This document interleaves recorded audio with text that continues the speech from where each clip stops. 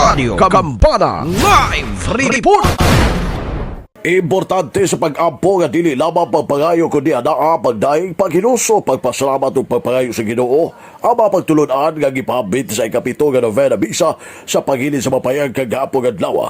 Kini ang gipadayag ni Reverend Father Sandy Cubita nga may homilist mihatag og biya sa ikapito nga novena misa sa pagpadayon sa pagilid sa pagpangandam sa pagilid sa mga payag. Di na ang mass presider kagahapon mao si Reverend Father Ernest Culalag gikan sa parokya ni Santa gikan sa parokya ni St. Michael the Archangel sa Tagum City og ang homilist mao si Reverend Father Sandy Cubita gikan sa parokya ni Santo Nidio sa Santa Maria Tagum City.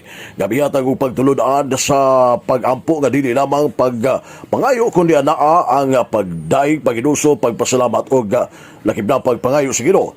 Ang gihatagan og acronym ni Father Sandy Cubita ang pagpahinumdom dinhi kadto sa katawhan ang ACTS, ang adoration pagdaig sa Dios ug dili lamang diretso nga mangayo sa pagampo aron may dudadon ang pagdaig sa Ginoo sama usab ni Santa Maria sumapa ni Father Sandy Cubita nga ang kasing-kasing sa mga Birhen Maria napuno sa grasya sa Dios ug ang iyang mabungat sa kasing-kasing bao ang pagdaig sa Ginoo. Contrition ang pagpangayo og pasaylo di gihatagan og pagtaga ni Father Cubita pagpasaylo pagpangay pasaylo sa Ginoo isip tao di na dunay mga kasaypanan o makasala apan ang pagpangay pasaylo ngadto sa Ginoo kabahin sa mga matuon sa tawag sa pagkabalaan nga maghinuso sa sala kay nindot ang kinabuhi nga mahinusulon. Ginuga pa ni Father Cubita sa tea Thanksgiving pagpasalamat ang kinabuhi nga mapasamaton kay ang tao nga mapasalamaton kanunay malipayon bisan unsa kagamay sa grasya nga nadawat mapasalamaton o makontento kay ang uban nga dili mapasalamaton ang dili malipayon.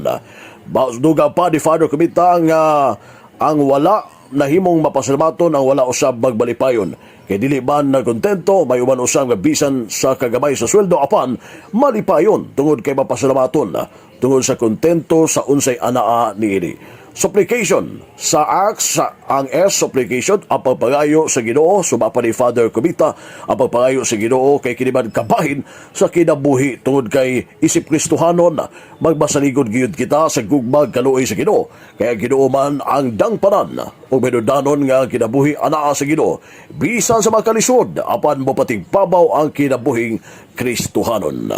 Ano ang tibig kabayad payag mismo ni Father Sandy Cubita nga may humili sa pagpadayon sa pangilin sa mapayag di naghihimo kini kagahapon adlaw. Ginoo. Manang atong kanunay ginaampo sa Ginoo. Lord, tagay ko ani Lord, tagay ko ani Lord. Motong malimot ta pagdaig sa Ginoo, malimot ta pagpangay pasaylo tubangan niya. Ug malimot ta pagpasalamat niya. Kaya ang atong kanunay ginabuhat pagpangayo lamang. Pero na ang kabahin ka na sa atong kinabuhing Kristohanon. Amen?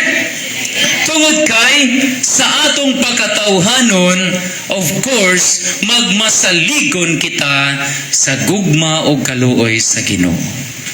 Ang tibig kabayan na payag ni Reverend Father Sandy Cubita sa ikapito nga novena sa pagilid sa mapayag. Magpadayon ang karon adlaw ang ikawalo nga novena sa pagilid sa mapayag.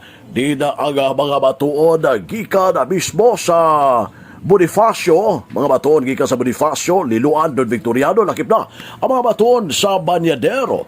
Ang ginasing nga mapil na binang mga apostolado sa Birhen sa Kuta o sa mga batuon mga debuto sa mga Birhen sa Kuta o sa katawhan nga gusto nga mapil sa pagpaygayon sa pangilin, pagpangandam sa pangilin sa mga payag. O karong adlaw mao ang manguna si Reverend Father Mario Magkanam, ang mass presider ng hapon ba sa mga kaparian sa Archdiocese of Zabis.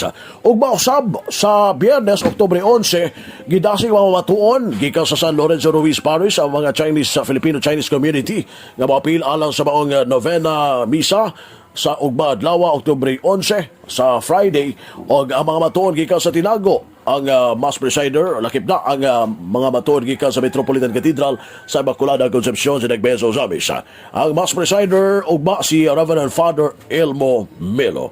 O ginagkanuna ngayon, ang adlaw sa pangilin sa mapayag nga sa umabot nga Oktubre 12 sa adlaw nga Sabado, alas 9 antak na sa buntag bisa kung silibrana uban sa Arsobispo sa Archdiocese of Osamis, Most Reverend Martin Sarmiento Hawawa Dini. Busa kinasing tanan nga mapil sa mga kalihukan sa pagpangandam o gangtod sa kasulugan sa pangilin sa mapayag.